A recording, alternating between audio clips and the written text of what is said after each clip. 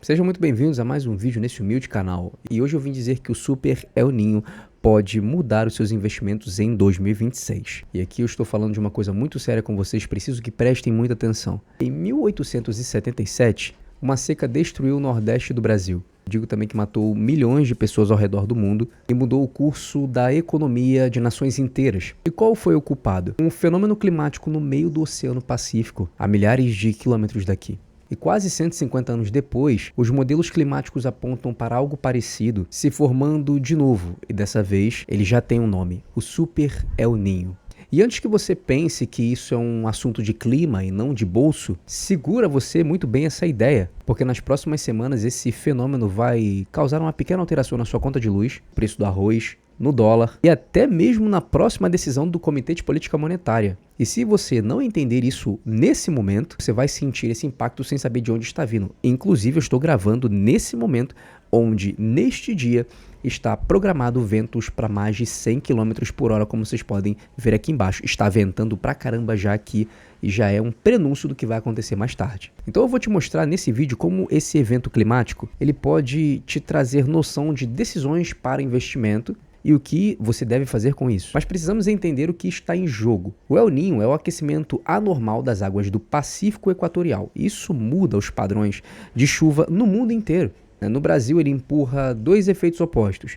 Ele causa uma seca muito grande no Nordeste e no Norte. Ele causa chuvas excessivas no Sul.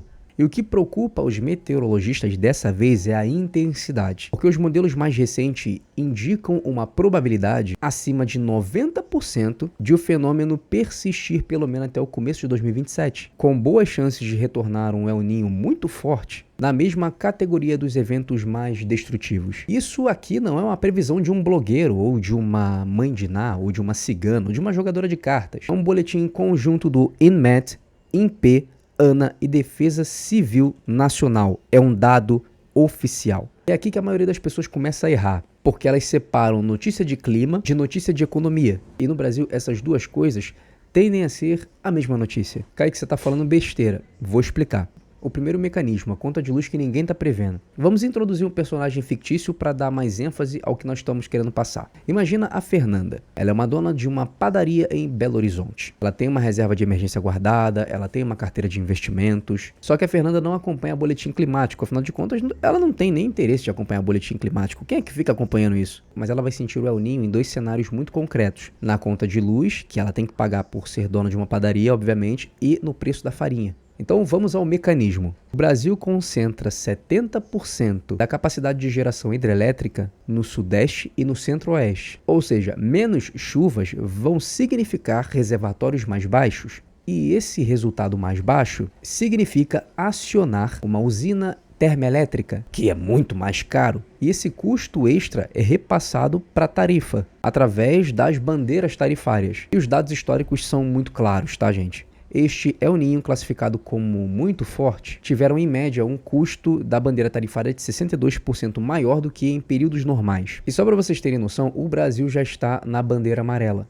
Ou seja, o colchão de segurança está encolhendo antes mesmo do pico do fenômeno, que está previsto ali para o fim de 2026 e início de 2027. E a energia mais cara não fica apenas na conta de luz. Ela vira insumo de indústria, vira custo de comércio e volta para o seu bolso lá na frente, dentro do preço de absolutamente tudo. Pegando o segundo mecanismo, do campo para o carrinho do supermercado. E o segundo mecanismo ele é mais direto ainda, comida. Porque o El Niño ele altera o regime das chuvas nas principais regiões produtoras. E existe uma constatação aqui, seca prejudica diretamente as lavouras sequeiras no norte e no nordeste, e parte para o centro-oeste e sudeste. Temos outro ponto também, o excesso de chuvas no sul favorece para a proliferação de algumas doenças e atrapalha a colheita, principalmente as colheitas de cereais no inverno. E aqui nós temos um impacto direto. O próprio Banco Central já consultou especialistas de mercado e a expectativa é que o El Niño pode adicionar entre 0,3 e 0,4 ponto percentual ao IPCA entre 2026 e 2027. Meu Deus! Puxado principalmente pelo grupo de alimentação em domicílio. Então, carnes, hortaliças, frutas. E um terceiro efeito, mais silencioso. Quando a produção agrícola ela cai, a exportação de commodities como soja, milho, café também vai cair. Ou seja, menos exportação significa menos dólar entrando no país. E isso vai pressionar o câmbio e, por sua vez, pressiona ainda mais a inflação, principalmente em combustíveis e produtos importados. Então, você já começou a reparar o ciclo? Clima, agro, câmbio e inflação. Um empurra o outro. Se até aqui você está entendendo como esses três canais, energia, alimentos e câmbio, se conectam, é exatamente esse tipo de leitura que nós fazemos toda semana no nosso grupo dos alunos. Te recomendo a se inscrever no canal, deixar seu like. Toda segunda-feira nós temos aula de análise aqui no YouTube. É uma live onde eu respondo as dúvidas de todas as pessoas. Está aparecendo aqui na tela um print da nossa última reunião. E toda segunda-feira nós estamos nos reunindo aqui. Papel e caneta.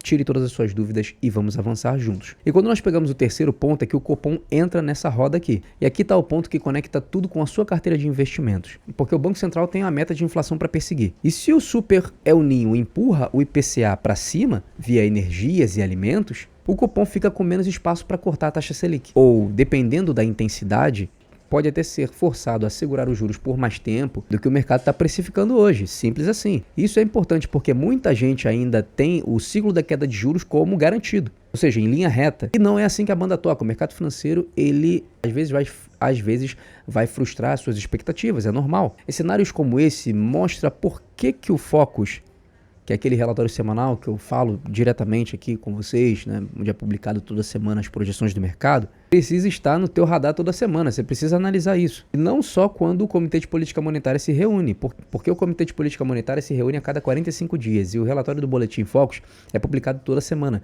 Então você precisa estar atento ou atenta o que está acontecendo no mundo para que você tome decisões mais assertivas antes de uma reunião. Então, voltando para a Fernanda, que é o personagem fictício no nosso grupo, ela tinha planejado migrar parte da reserva para um pré-fixado, apostando nos juros caindo rápido. Só que com esse cenário de El Niño, ainda não totalmente precificado pelo mercado, talvez essa não seja a hora de travar taxas às cegas.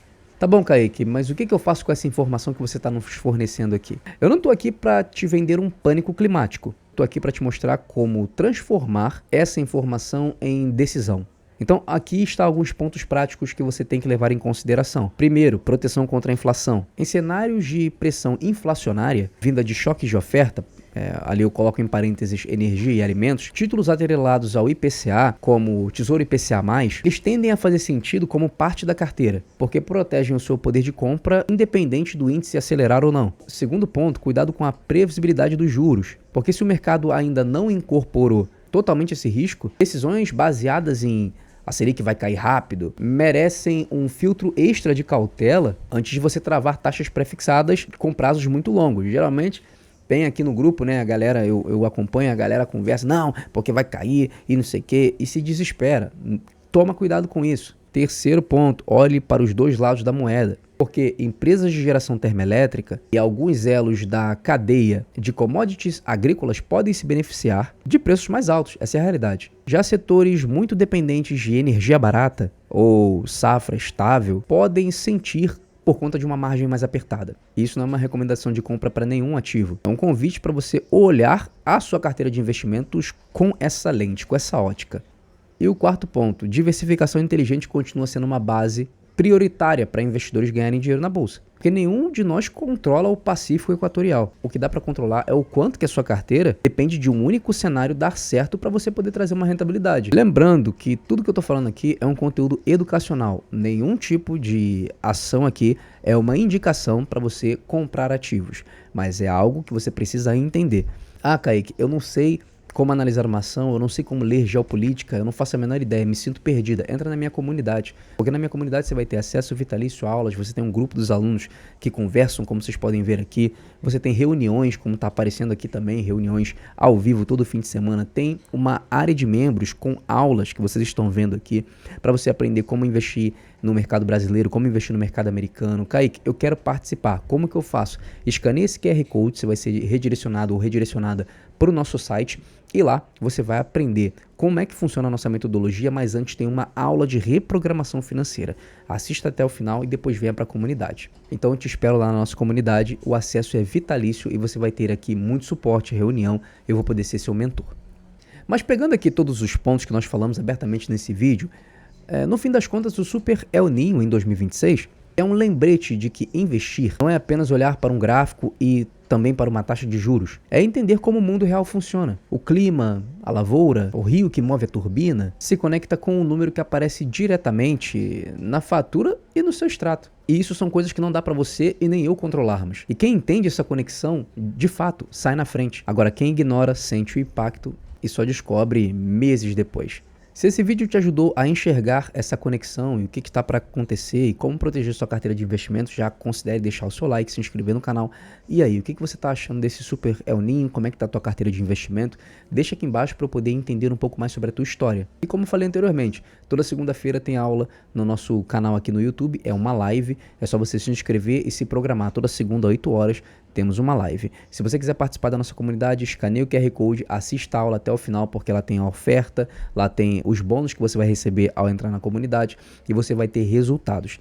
Gostando de tudo aquilo que for ofertado, você venha para nossa comunidade que vai ser um prazer te receber lá. Ou seja, tenha sempre disciplina e não fique se baseando em achismos.